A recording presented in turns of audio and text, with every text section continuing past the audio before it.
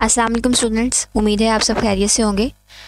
आज का हमारा HTML का जो है ये सेकंड लेक्चर है। तो चलें अपनी फ़ाइल बनाते हैं। सबसे पहले न्यू फाइल पर जाकर हम अपनी फ़ाइल बनाएंगे। मैं अपनी फ़ाइल का नाम रख रही हूँ second.html की एक्सटेंशन। आप जो चाहे रख सकते हैं। एंटर प्रेस करेंगे तो हमारी फ़ाइल बन चुकी है।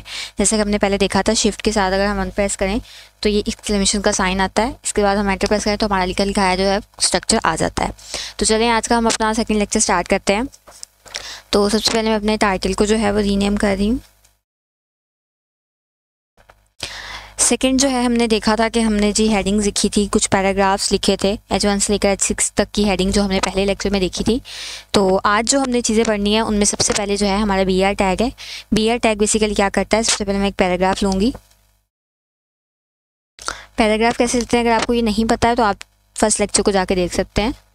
उसके बाद जी मैं चाहती हूँ कि अब मैं अपने कंट्रोल एस के साथ इसको सेव कर रही हूँ। अब मैं अपनी फ़ाइल को अपने फाइल एक्सप्लोरर में जाके जब ओपन करती हूँ, मैंने जी डॉक्यूमेंट्स के अंदर अपनी फ़ाइल सेव की थी HTML के फोल्डर के अंदर।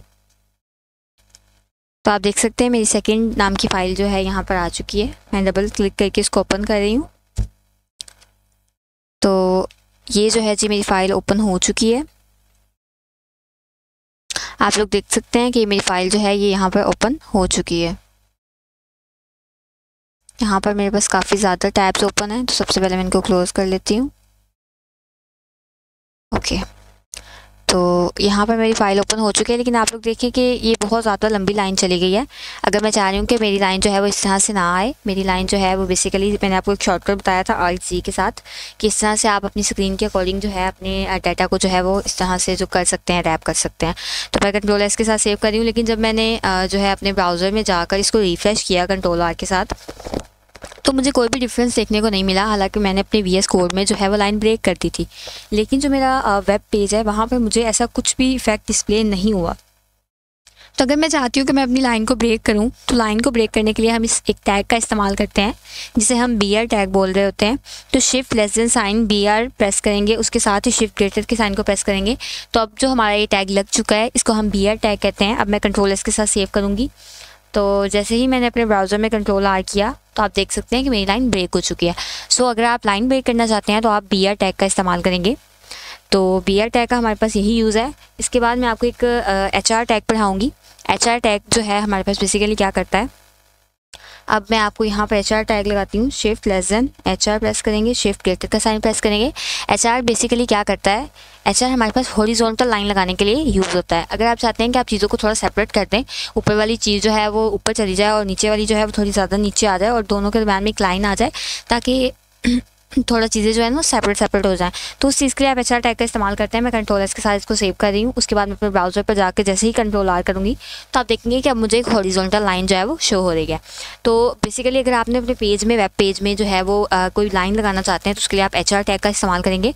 लेकिन अगर आप कोई लाइन ब्रेक करना चाह रहे हैं तो उसके लिए आप BR टैग का इस्तेमाल करेंगे। तो नेक्स्ट जो हम टैग पढ़ने जा रहे हैं, आज का हमारा जो नेक्स्ट टैग है वो है हमारे पास जी pre tag. Pre tag basically क्या करता है, इसका हम अभी यूजेस देखेंगे। तो मैं यहाँ पर अपना प्री टैग ले रही हूँ। ये मैंने अपना प्री टैग ले लिया है। अब मैं इसमें जो है वो कुछ डाटा जो है वो पेस्ट कर रही हूँ। अब आप लोग देखें कि ये जो मेरा डाटा है ये 4 लाइंस पर जो है वो मुश्तमिल है। मैं कंट्रोल एस के साथ इसको सेव कर रही हूँ। जैसे ही मैं अपने वेब ब्राउज़र पर जाकर जो है अपने वेब पेज को जो है वो रिफ्रेश करती हूँ कंट्रोल R के साथ, तो आप देख सकते हैं कि ये मैं जिस तरह से, जिस फॉर्म में मैंने डाटा लिखा था, मुझे उसी फॉर्म में शो हो रहा है। तो हमारा प्री टैग बेसिकली क्या करता है, प्री टैग जो है हमारा वो यही काम करता है कि जिस तरह हमने अपने VS कोड में डाटा लिखा होता है वो सेम ऐसे ही शो करता है। फॉर एग्जांपल मैं ये हमडी टम्डी की एक मैंने राइम लिखी है। अगर मैं सेट के बाद जो है काफ़ी ज़्यादा स्पेस दे रही हूँ और इसको कंट्रोल एस के साथ सेव कर रही हूँ और फिर अपने वेब पेज पर जाकर इसको रिफ्रेश कर रही हूँ, तो आप लोग देखेंगे कि उतनी ही स्पेस मुझे शो हो रही है। और अगर मैं अपने प्री टैग में सेम इसी तरह सिट के बाद जो है काफ़ी ज़्यादा स्पेस देकर कंट्रोल एस कर रही हूँ, उसके बाद मैं अपने ब्राउज़र पर जाके अपने वेब पेज को रिफ्रेश करती हूँ, तो आप देखेंगे कि मुझे कोई भी स्पेस शो नहीं हो रही। इसका मतलब ये है कि हमारी जो प्री टैग है, हमारी जो HTML है, वो हमें अलाउ नहीं करती कि हम जो है वो एक्स्ट्रा स्पेसेस दें। लेकिन प्री टैग जो है ये हमारी हेल्प करता है कि हम जिस भी फॉर्मेट में जो है वो अपने कोड को रखना चाहें रख सकते हैं। ये हमें वैसे ही शो करेगा जैसे हमने VS कोड में लिखा हुआ है। तो ये था डिफरेंस। पी टैग में और प्री टैग में। उसके बाद जी हम आज एक नई चीज़ पढ़ने जा रहे हैं जिसको हम बोलेंगे एट्रीब्यूट। तो एट्रीब्यूट क्या होते हैं, आपको याद होगा मैंने फर्स्ट लेक्चर में जो है आपको एक चीज़ स्किप करवाई थी, जो कि यहाँ पर आपको शो हो रही होगी HTML के ओपनिंग टैग में, lang is equal to en। तो lang is equal to en basically क्या है, ये हमारे पास एक एट्रीब्यूट है। हमारी लेफ्ट साइड पे जो है हमारा एट्रीब्यूट आता है और राइट साइड पे डबल कोटेशन मार्क्स के अंदर जो है वो इसकी वैल्यू आती है। तो इसका मतलब बेसिकली यही था कि जो हमारी लैंग्वेज है वो हमारे पास इंग्लिश है। यहाँ पर आप उर्दू भी कर सकते हैं, वट एवर यू वांट। तो ये होते हैं हमारे एट्रीब्यूट। तो एट्रीब्यूट का बेसिकली हमारे पास डिफरेंट टाइप्स के एट्रीब्यूट्स होते हैं। फॉर एग्जांपल मैं पी के अंदर, और लेकिन एट्रीब्यूट का ये है कि आप इसको जो है वो ओपनिंग टैग के अंदर ही यूज़ कर सकते हैं, क्लोजिंग टैग के अंदर यूज़ नहीं करेंगे। तो यहाँ पर मैं पी के ओपनिंग टैग में स्पेस दूँगी और यहाँ पर जो है वो मैं अपना एक एट्रीब्यूट लिखूँगी स्टाइल नाम से। तो ये है मेरा स्टाइल नाम का एट्रीब्यूट। अब मैं इसमें वैल्यू दूँगी, तो इसकी वैल्यू मैं दे दी हूँ जी कलर रेड। तो अब ये क्या चीज़ है, जो हमारा स्टाइल नाम का एट्रीब्यूट है ये हमें बता रहा है कि ये जो हमारा पैराग्राफ है इसको स्टाइल दो। क्या स्टाइल दो कि इसका जो कलर है वो क्या हो जाए, रेड हो जाए।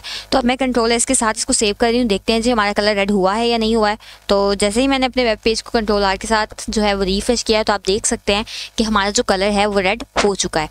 तो ये था हमारा सिंपल स्टाइल के लिए एट्रीब्यूट कि आप जो है वो किस तरह से जो है कलर जो है वो चेंज कर सकते हैं।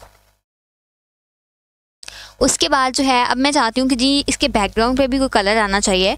तो ये जो हमारा स्टाइल एट्रीब्यूट है ये हमें मल्टीपल जो है वैल्यूज़ जो है वो असाइन करता है कि आप दे सकते हैं, इसमें मल्टीपल वैल्यूज़ दे सकते हैं। तो अब मैं यहाँ पर जो है वो बैकग्राउंड कलर लिख रही हूँ। आपने सिंपली इसके लिए क्या करना है, बैकग्राउंड हाइफन कलर, उसके बाद शिफ्ट के साथ आपने जो है वो कॉलन का साइन प्रेस करना है। तो उसके बाद आप कोई भी कलर जो देना चाह रहे हैं उसको आप क्लिक करते हैं। फॉर एग्जांपल जो है मैं इसको ब्लू कलर देना चाह रही हूँ, तो मैं ब्लू पर क्लिक कर रही हूँ। उसके बाद आपने सेमीकोलन का यूज़ करना है। तो अब मैं कंट्रोल एस के साथ सेव कर रही हूँ। तो देखते हैं कि जो हमारा पी टैग है क्या इसके बैकग्राउंड पर कलर आया है या नहीं आया। तो जैसे मैंने कंट्रोल आर प्रेस किया तो आप देख सकते हैं कि मेरे जो वेब पेज पर जो है वो कलर आ चुका है। अब मैं कलर थोड़ा चेंज कर रही हूँ क्योंकि वो बहुत ज़्यादा विजिबल नहीं हो रहा। तो हम इसको थोड़ा लाइट कलर दे देते हैं, इसको मैं पिंक कर देती हूँ। तो रिफ्रेश करते हैं, अब हमें थोड़ा क्लियर नज़र आ रहा है पहले से। तो अब चलते हैं नेक्स्ट चीज़ की तरफ। होप सो आपको इसकी समझ आ गई होगी। ये हमारा स्टाइल नाम का एट्रीब्यूट है जो हमें मल्टीपल वैल्यूज़ दिखने की इजाज़त देता है। सबसे पहले मैंने उसे कहा कि तुम जो है वो कलर जो है वो चेंज कर दो। कलर क्या कर दो जी, पिंक कलर कर दो। उसके बाद जो मेरा बैकग्राउंड कलर है उसको क्या कर दो, ब्लू कर दो। तो उसने क्या किया है कि स्टाइल के एट्रीब्यूट ने मेरा जो टेक्स्ट का कलर था उसको जो है वो पिंक कर दिया है। उसके बाद जो मेरा बैकग्राउंड कलर है जी उसको क्या कर दिया है, ब्लू कर दिया है। तो ये था हमारा आज का एट्रीब्यूट का सेक्शन। उसके बाद हम एक आज नया एट्रीब्यूट पढ़ने जा रहे हैं जिसे हम, बल्कि उस नए एट्रीब्यूट को पढ़ने से पहले जो है हम एक और चीज़ पढ़ने जा रहे हैं। हम अपने एंकर टैग को पढ़ने जा रहे हैं। ए टैग यानी कि एंकर टैग। ए टैग को हम कैसे लिखते हैं, शिफ्ट के साथ लेसन का साइन प्रेस करेंगे, ए लिखेंगे और शिफ्ट के साथ ग्रेटर देन का साइन प्रेस करेंगे तो ये हमारे पास ए टैग बन चुका है। इसको हम एंकर टैग कहते हैं। एंकर टैग बेसिकली क्या करता है, ये हमारे हाइपर लिंक का काम करता है। हमें जो है वो अगर एक जगह से दूसरी जगह जाना है, यानी कि मैं चाहती हूँ कि मैं किसी वर्ड पर क्लिक करूँ और उस वर्ड पर क्लिक करने के बाद जो है वो मैं नए पेज पर चली जाऊँ, तो उसके लिए मैं अपने एंकर टैग को यूज़ करूँगी। इसका प्रैक्टिकली यूज़ पहले देख लेते हैं। मैं कोई वेबसाइट ओपन करती हूँ। फॉर एग्जाम्पल मैं यहाँ पर जो है वो बुक नाम से कुछ सर्च कर रही हूँ। तो जैसे मैं एंटर प्रेस करूँगी यहाँ पर मेरे पास जो है वो मल्टीपल वेबसाइट्स आ जाएंगी। आप देखेंगे कि ये सामने मेरे एक वर्ड शो हो रहा है ब्लू कलर में, इसके नीचे लाइन भी है। और जैसे ही मैं इस बुक नाम के वर्ड पर क्लिक करती हूँ तो मैं एक नई वेबसाइट पर जो है वो मूव कर जाऊँगी। तो आप देखें जैसे ही मैंने बुक पर क्लिक किया तो मैं एक नए पेज पर आ गई हूँ। तो ये सारा प्रोसीजर किस तरह से हो रहा है ये हम अभी देखेंगे। तो इसके लिए मैंने अपने एंकर टैग का यूज़ किया है। मैं इसमें टेक्स्ट लिख रही हूँ जी लिंक। आप कुछ भी लिख सकते हैं जो आपका दिल करे।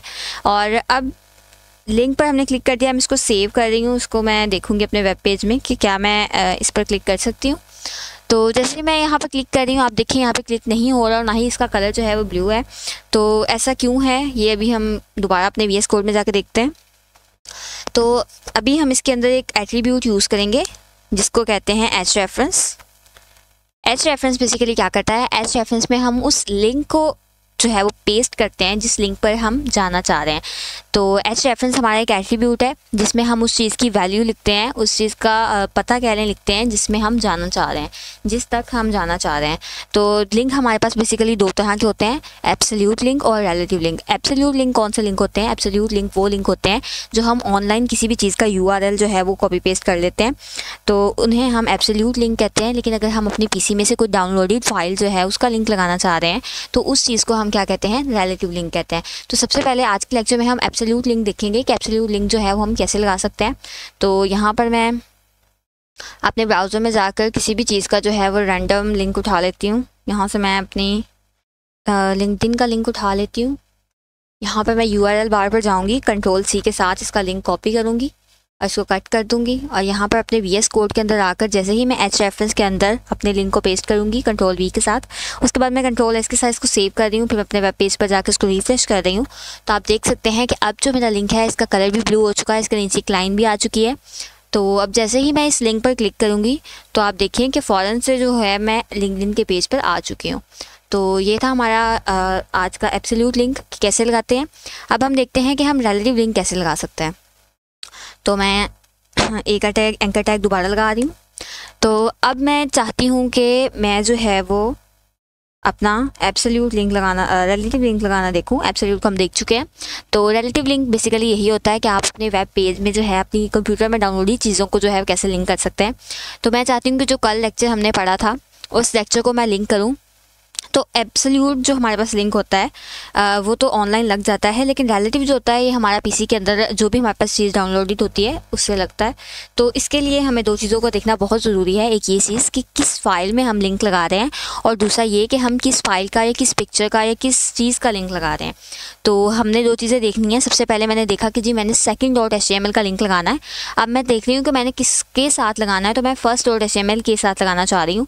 तो अब मैंने देखा कि second.html और first.html दोनों एक जगह पर पड़े हुए हैं, तो मैंने सिंपल क्या किया कि first.html यहाँ पर लिख दिया। क्योंकि वो दोनों साथ पड़े हुए थे तो मुझे कुछ भी करना नहीं पड़ा, मैंने सिंपली first.html लिखा, Ctrl+S प्रेस किया और यहाँ पर मैंने रिफ्रेश कर दिया। जैसे ही मैंने रिफ़्रेश किया और क्लिक नाम का एक यहाँ पर मेरा वर्ड शो हो रहा है, इस पर जैसे ही मैं क्लिक करूँगी तो आप देखें कल जो हमने पढ़ा था वो सारा हमें शो हो रहा है।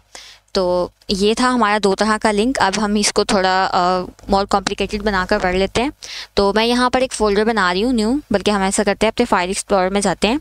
यहाँ पर मैं जैसे आपको पहले लेक्चर में बताया था मैंने कि Ctrl+Shift और N के साथ आप न्यू फ़ोल्डर बना सकते हैं। मैं न्यू फ़ोल्डर बना रही हूँ जिसका नाम मैं रख रही हूँ जी फाइल रख लेते हैं हम। मैं एंटर प्रेस कर रही हूँ, इसके ये मेरा फ़ोल्डर बन चुका है फाइल का। अब मैं अपनी फ़र्स्ट फाइल को जो है वो Ctrl+X के साथ यहाँ से कट कर रही हूँ और डबल जो है वो क्लिक करके फ़ाइल के अंदर आ चुकी हूँ मैं। यहाँ पे मैंने Ctrl+V के साथ अपनी फ़ाइल को पेस्ट कर दिया है। अब अपने ब्राउज़र VS कोड में जाके Ctrl+S करें और दोबारा से जो है वो यहाँ पर जो है वो Ctrl+R करें। तो अब जब आप क्लिक पर जो है वो क्लिक करेंगे तो देखते हैं कि हमारी फ़ाइल ओपन होती है या नहीं। तो देखें यहाँ पर वो हमें कह रहा है your file could not be accessed. इसका मतलब है कि हमारी जो फाइल है उसका जो पाथ है वो गलत हो चुका है, वो रॉन्ग हो चुका है। हमने तो लिखा था कि जी हमारी first.html बिल्कुल साथ पड़ी हुई है, लेकिन ऐसा नहीं है। अब हमारी first.html जो है वो इस फाइल नाम के फ़ोल्डर के अंदर जा चुकी है। तो अब हम देखते हैं कि हम इसका लिंक जो है वो कैसे लगा सकते हैं। किसी भी चीज़ के इनर जाने के लिए हम जो है वो HTML का कोड किस तरह लिखते हैं ये भी हम देखेंगे। सबसे पहले हम अपने फाइल एक्सप्लोरर में आ जाएंगे। यहाँ पर हम देखेंगे कि हमने जो है वो किस में लिंक लगाना है। तो हमने second.html में लिंक लगाना है। किसका लिंक लगाना है? हमने first.html का लिंक लगाना है। तो सबसे पहले हम जाएंगे कि first.html जो है वो है कहाँ पर। तो मुझे साथ वाले फ़ोल्डर से पता चला, फाइल फ़ोल्डर से, कि अगर मैं इसके अंदर जाती हूँ तो मेरी first.html जो है वो इसके अंदर पड़ी हुई है। तो मैंने सिंपली क्या किया, मैं फ़ाइल के अंदर चली गई डबल क्लिक करके। तो यहाँ पर मुझे मेरी जो first.html है वो मिल गई। तो अपने स्टेप्स को जो है वो नोट डाउन कर लेना है। मैंने क्या किया, मैंने सिंपली इस पर डबल क्लिक किया, यानी कि मैं फ़ाइल के अंदर गई और यहाँ पे मुझे जो है first.html मिल गई। तो अब मैं क्या करूँगी, सेम इसी चीज़ को अपने VS कोड में लिखूँगी। किसी भी चीज़ के अंदर जाने के लिए हम क्या करते हैं, किसी भी फ़ोल्डर के अंदर जाने के लिए हम उस फ़ोल्डर का नाम लिखते हैं। फॉर एग्ज़ाम्पल मेरे पास फ़ोल्डर का नाम है फ़ाइल, तो मैं लिखूँगी फ़ाइल। अब मुझे फ़ाइल के अंदर जाना है तो उसके लिए मैं स्लैश का साइन लगाऊंगी। तो ये मुझे बता रहा है कि आप जो है फ़ोल्डर के अंदर जा चुके हैं। जैसे ही आप फ़ोल्डर के अंदर गए वहाँ पर आपको फ़ाइल मिली है first.html। तो अब मैं Ctrl+S करके इस चीज़ को सेव कर रही हूँ। उसके बाद मैं अपने ब्राउज़र पर जाकर इसको Ctrl+R से रिफ़्रेश करूँगी। अब जब मैं क्लिक पर जो है वो क्लिक किया है तो देखें आप लोग मेरी फर्स्ट डॉट HTML जो है वो मुझे मिल चुकी है। तो ये था कि हम किसी फोल्डर के जो है वो अंदर कैसे आ सकते हैं। ठीक है, अब अगर मुझे किसी फोल्डर से बाहर जाना है, फॉर एग्जाम्पल यहाँ पर हम एक और फोल्डर बना लेते हैं, बल्कि हम अपनी सेकंड डॉट HTML को यहाँ से उठाते हैं, Ctrl+X करते हैं, फाइल के अंदर रखते हैं, Ctrl+V, यहाँ पर हमने पेस्ट कर दिया, अपनी फर्स्ट डॉट HTML को उठाते हैं, Ctrl+X, और यहाँ पर बाहर आ जाते हैं। अब हमने इसको यहाँ पर पेस्ट कर दिया। ठीक है, अब हम अपने कोड में जा रहे हैं। अब आप लोग देखें कि हमारी जो सेकंड डॉट HTML फाइल है, सबसे पहले हमने ये देखना होता है कि हम किस चीज़ में लिंक लगा रहे हैं। तो हम लिंक लगा रहे थे जी अपनी सेकंड डॉट HTML में। तो सेकंड डॉट HTML कहाँ पड़ी हुई है जी? फाइल नाम के फोल्डर के अंदर पड़ी हुई है। अब हमने जिस चीज़ का लिंक लगाना है वो है फर्स्ट डॉट HTML। तो फर्स्ट डॉट HTML जो है वो हमारे फाइल के फोल्डर से बाहर पड़ी हुई है। तो सिंपली हम अपने फाइल एक्सप्लोरर में जाएंगे, सबसे पहले हम वहाँ जाएंगे जिसमें हमने लिंक लगाना है। तो हमने सेकंड डॉट HTML में लिंक लगाना है। अब हमने लगाना किसका लिंक है? फर्स्ट डॉट HTML का। तो स्टेप्स आपने नोट डाउन करने हैं कि हमें फर्स्ट तक पहुँचने के लिए क्या करना पड़ा है। तो मुझे क्या करना पड़ा है, मुझे सिंपली जो है फाइल के फोल्डर से बाहर जाना पड़ा है। जैसे ही मैं बाहर गई तो मुझे वहाँ पे फर्स्ट डॉट HTML की फ़ाइल मिल गई। तो मैं इस चीज़ को अपने VS कोड में कैसे लिखूँगी, अपने कोड में कैसे लिखूँगी? तो सिंपली हम इसको रिमूव कर रहे हैं। अब मुझे क्या करना पड़ा है, मुझे फ़ाइल के फोल्डर से बाहर जाना पड़ा है और वहाँ पर मुझे अपनी फर्स्ट डॉट HTML की फ़ाइल मिल गई थी। तो बाहर जाने के लिए हम क्या करेंगे, हम डबल डॉट के साथ स्लैश लगाएंगे। तो इसका मतलब यही होगा कि हम फाइल के फोल्डर से या जो भी फोल्डर में हम काम कर रहे हैं उससे हम बाहर आ चुके हैं। अब हम बाहर आ चुके हैं तो हमने देखा था जैसे ही हम अपने फोल्डर से बाहर आए थे तो वहाँ हमें फर्स्ट डॉट HTML की फ़ाइल मिल गई थी। तो अब मैं फाइल का नाम लिखूँगी फर्स्ट डॉट HTML।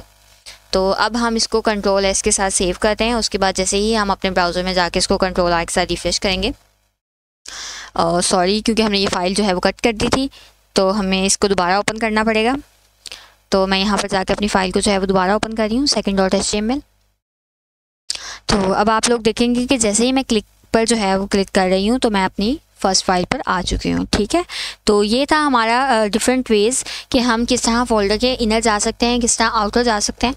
तो आप और भी ज़्यादा कॉम्प्लिकेटेड करके इस चीज़ को देख सकते हैं। उसके बाद हमारा आज का जो नेक्स्ट टैग है वो है इमेज का टैग, कि हम किसी भी अपने वेब पेज में जो है वो पिक्चर को कैसे लगा सकते हैं। तो पिक्चर लगाने के लिए सिंपली हम इमेज का टैग इस्तेमाल करते हैं। शिफ्ट का साइन आपने IMG लिखना है, स्पेस डालनी है और शिफ्ट के साथ ग्रेटर का साइन लिखना है। तो ये आपका इमेज का टैग जो है वो बन चुका है। अब इमेज के टैग में हम एक और एट्रीब्यूट का यूज़ करते हैं जिसे हम SRC बोल रहे होते हैं। तो यहाँ पर जो है वो मैं इमेज का टैग लिख रही हूँ और यहाँ पर मैं अपना एट्रीब्यूट यूज़ करूँगी SRC। अब SRC बेसिकली हमारे पास क्या करता है, SRC हमारे पास इमेज का पाथ देता है, जिस तरह हमने href में जो है वो पाथ दिया था। href और SRC बेसिकली सेम काम करते हैं, लेकिन जो हमारा href है वो हमारे हाइपरलिंक में, हमारे एंकर टैग में यूज़ होता है, और जो हमारा SRC एट्रीब्यूट है ये हमारा इमेज टैग में यूज़ होता है। ये जो है हमें इमेज का पाथ बताता है और जो href है वो हमें किसी फाइल का, किसी भी साइट का जो है वो हमें पाथ बताता है। अब हमारा जो SRC है ये भी बेसिकली सेम href की तरह है। इसमें भी हमारे पास दो तरह के पाथ होते हैं, एक हमारे पास एब्सोल्यूट होता है और एक हमारे पास रिलेटिव होता है। एब्सोल्यूट लिंक कौन सा होता है? एब्सोल्यूट वो होता है जो हम ऑनलाइन कोई भी पिक्चर यूज़ कर सकते हैं। फॉर एग्जांपल यहाँ पर मैं लिख रही हूँ जी, यहाँ पर मैं बुक लिख रही हूँ, सर्च करती हूँ, यहाँ पर मेरे पास इमेजेस का ऑप्शन है, मैं इस पर क्लिक करती हूँ तो यहाँ पर आप लोग देखेंगे मुझे मल्टीपल इमेजेस शो हो रही हैं। अब मैं चाहती हूँ कि जी मुझे ये वाली जो बुक है ये चाहिए, तो मैं इस पर राइट क्लिक करूँगी सिंपली, और यहाँ पर जाके जो है वो आपके पास एक ऑप्शन आएगा कॉपी इमेज एड्रेस का। आपने इस पर सिंपली क्लिक कर देना है, कॉपी इमेज एड्रेस, और आपने अपने VS कोड में आ जाना है। जैसे ही आप अपने SRC एट्रीब्यूट में जो है वो Ctrl+V करेंगे तो जो हमारी इमेज है उसका जो एड्रेस है हमारे पास वो पेस्ट हो चुका है। तो मैं Alt+Z के साथ इसको सबसे पहले जो है वो इस तरह कर रही हूँ। तो आप देखेंगे कि इस इमेज का एड्रेस जो है वो बहुत ज़्यादा बड़ा है। जो ऑनलाइन इमेजेस आप यूज़ करते हैं तो उनके जो URL होते हैं वो इसी तरह बहुत ज़्यादा बड़े होते हैं। तो इस चीज़ से अवॉइड करना है आपने ज़्यादातर जो है वो अपने PC में जो डाउनलोडेड चीज़ें हैं उन्हीं को यूज़ करना है। तो लेट्स सी, हम इसको सेव करके देखते हैं कि क्या हमारी इमेज आई है या नहीं। Ctrl+S के साथ मैंने सेव किया और यहाँ पर मैं अपने ब्राउज़र पर जाने के बाद Ctrl+R से रिफ्रेश कर रही हूँ तो आप लोग देख सकते हैं कि मेरी इमेज आ चुकी है। लेकिन मैं चाहती हूँ कि मैं इतना लंबा जो है वो एड्रेस नहीं लिखना चाह रही हूँ, इससे जो है वो मेरा कोड बहुत ज़्यादा लेंथी हो रहा है। तो मैं क्या करूँगी, सिंपली यहाँ पर जाके इस इमेज को जो है राइट क्लिक करके सेव एज़ करूँगी। जैसे ही मैंने सेव एज़ किया है इमेज को तो यहाँ पर मेरे पास एक विंडो शो हो रही है। अब क्योंकि हमारा फोल्डर जो है वो डॉक्यूमेंट्स के अंदर पड़ा हुआ था तो मैंने सिंपली क्या किया, यहाँ पर मेरा HTML का फोल्डर है, वहाँ पर मैं गई डबल क्लिक करके, इसके अंदर मैंने अपनी इमेज को सेव कर दिया। तो मेरी इमेज डाउनलोड हो चुकी है। तो मैं ये इतना लंबा जो URL है ये यूज़ नहीं करना चाह रही, तो मैं Ctrl+C करके वापस आ रही हूँ। अब जो है मैं चाहती हूँ कि मेरे फाइल में जो डाउनलोडेड चीज़ पड़ी हुई है मैं उसी को यूज़ करूँ। तो अब आप लोग देखें कि मुझे इमेज लगानी है कहाँ, second.html में। अपने फाइल एक्सप्लोरर में जा रही हूँ। आप देखें कि ये मेरी second.html है, इसमें मुझे इमेज का पाथ लगाना है। अब मुझे ये देखना है कि मेरी जो इमेज है वो कहाँ पर पड़ी हुई है। तो मैं फाइल के फोल्डर से बाहर गई तो मुझे पता चला कि जो मेरी इमेज है वो यहाँ पर पड़ी हुई है, और हमारी जो इमेज है वो डाउनलोड उसका नेम है, और हमें उसकी एक्सटेंशन भी चाहिए होगी। तो जैसे मैंने इमेज पे होवर किया मुझे पता चल गया कि इसकी जो एक्सटेंशन है वो JPEG है। तो आप इस तरह से भी एक्सटेंशन देख सकते हैं। इसके अलावा आप राइट क्लिक करके, जैसे आप राइट क्लिक करेंगे यहाँ पर आपको एक प्रॉपर्टीज़ का ऑप्शन जो है वो मिल जाएगा। तो आपने सिंपली जो है वो प्रॉपर्टीज़ के ऑप्शन पर जो है वो क्लिक करना है। तो आपको जो है वो इमेज की जो है वो सारी की सारी प्रॉपर्टीज़ जो है वो शो हो जाएंगी। ये आपके पास प्रॉपर्टीज़ का ऑप्शन आ चुका है, आपने सिंपली इस पर क्लिक करना है। जैसे ही आप इस पर क्लिक करेंगे तो यहाँ पर जो है आपको JPEG फाइल एक्सटेंशन जो है वो मिल गई है। तो जो भी इमेज की एक्सटेंशन होगी, हमारे पास इमेज की बहुत ज़्यादा एक्सटेंशन होती हैं, PNG फॉर्म में, JPG फॉर्म में, इसके अलावा WEBP और भी बहुत ज़्यादा। तो आप इस तरह से इसको जो है वो चेक कर सकते हैं। लेकिन हमने सिंपली पहले क्या देखा है कि हमारी फ़ाइल जिसमें हमने लिंक लगाना है वो कौन सी है, वो second.html है। और लगाना किस चीज़ का लिंक है, वो हमारे इमेज का लिंक लगाना है। तो इमेज हमें कैसे मिली, हम जैसे ही फाइल के फोल्डर से बाहर गए तो यहाँ पे हमें इमेज मिल गई। इसी चीज़ को हमें अपने कोड में किस तरह से लिखना है, स्टेप बाय स्टेप आपने नोट कर लिया होगा कि सबसे पहले हम अपने फाइल के फोल्डर से बाहर गए। तो बाहर जाने के लिए हमने क्या लिखना था, डबल डॉट के साथ स्लैश लगानी थी, तो हम अपने फोल्डर से बाहर आ जाएंगे। उसके बाद हमारी जो इमेज है वो बाहर ही पड़ी हुई थी, हमारी इमेज का नाम था डाउनलोड। तो मैंने सिंपली इमेज का नाम लिखा डाउनलोड, उसके बाद डॉट लगा के इमेज की जो हमारी एक्सटेंशन थी वो लिख दी JPEG। और यहाँ पर जो है वो मैं Ctrl+S के साथ इसको सेव कर रही हूँ। तो आप लोग देखें यहाँ पर मैंने अपने ब्राउज़र को जैसे ही रिफ़्रेश किया है तो मेरी इमेज वहीं पर जो है वो मौजूद है। तो इस तरह से जो है वो हम अपनी इमेज को जो है वो लगा सकते हैं। इसी तरह अगर हमारी इमेज जो है वो बाहर पड़ी होती, फॉर एग्जांपल मैं यहाँ से इसको Ctrl+X करके जो है वो कट कर रही हूँ और मैं अपनी फाइल के फोल्डर के अंदर जो है वो इस चीज़ को रख रही हूँ। तो अब आप लोग देखें कि जो हमारी second.html है, फाइल एक्सप्लोरर पर जाकर आपको दिखा देती हूँ कि हमारी second.html और हमारी इमेज दोनों साथ साथ पड़े हुए हैं। तो सिंपली हमने क्या करना है कि जिस तरह हमने पहले किया था, पाथ किस तरह से लगाना है, जैसे हमारी first.html और second.html एक दूसरे के बिल्कुल साथ पड़ी हुई थी, तो हमने क्या किया था कि बिल्कुल सिंपली उसका नाम लिख दिया था और कुछ भी नहीं किया था। इसी तरह हम क्या करेंगे, यहाँ पर भी इमेज का नाम लिखेंगे download.jpeg। सिंपली जो है हमने अपनी इमेज का नाम लिख दिया है और यहाँ पर हमने क्या किया है जी, Ctrl+S कर दिया है। तो देखते हैं कि क्या हमारी इमेज वैसे ही शो हो रही है या फिर गायब हो चुकी है। तो हमने रिफ्रेश किया है तो देखिए हमारी इमेज स्टिल वहीं पर है, क्योंकि हमने बिल्कुल ठीक पाथ दिया है। तो इस तरह से हम किसी फोल्डर के अंदर आ सकते हैं और किसी फोल्डर से जो है बाहर जा सकते हैं। तो आज का जो लेक्चर है इसको आपको बहुत ज़्यादा प्रैक्टिस करना है, तो इससे जो है वो आपकी कॉन्सेप्ट्स जो हैं वो क्लियर हो जाएंगे।